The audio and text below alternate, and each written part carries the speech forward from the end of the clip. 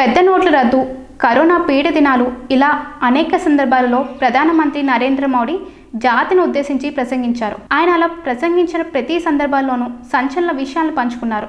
ఆ విషయాలన్నీ జాతిని జాగృతం చేసే దిశగా నడిపించాయి.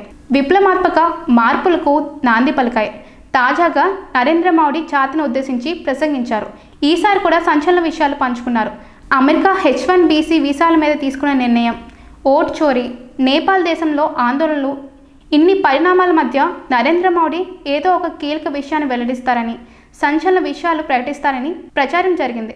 దానికి తగ్గట్టుగానే నరేంద్ర మోడీ వ్యాఖ్యానించారు. సంచలన విషయాలను వెల్లడించారు.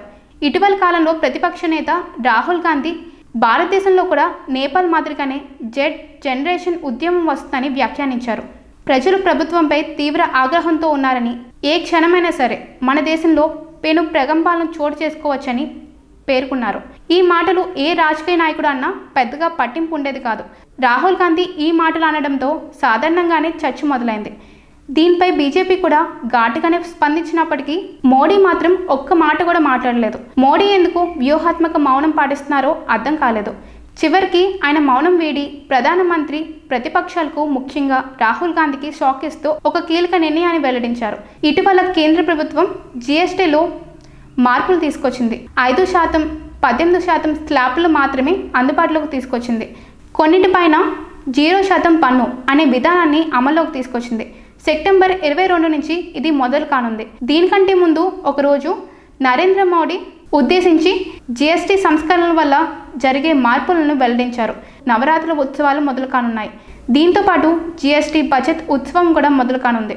5%, 18% స్లాబులు మాత్రమే అమల్లోకి వస్తాయి. దీంతో ప్రతి ఇంట్లో సంతోషం వెల్లువిరుస్తుంది.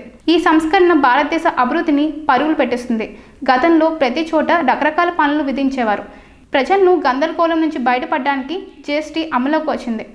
నేషన్ వన్ ట్యాక్స్ స్వప్నం సాకారమైంది. సరికొత్త చరిత్ర సృష్టించేందుకు ఈ సంస్కరణలు తోడ్పడతాయి.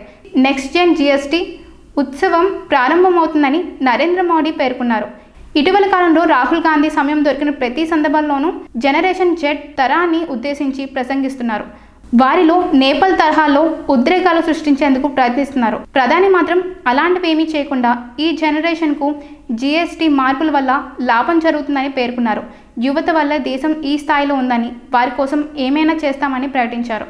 తద్వారా రాహుల్ గాంధీ ఆశలపై నీళ్లు చల్లారు నరేంద్ర మోడీ.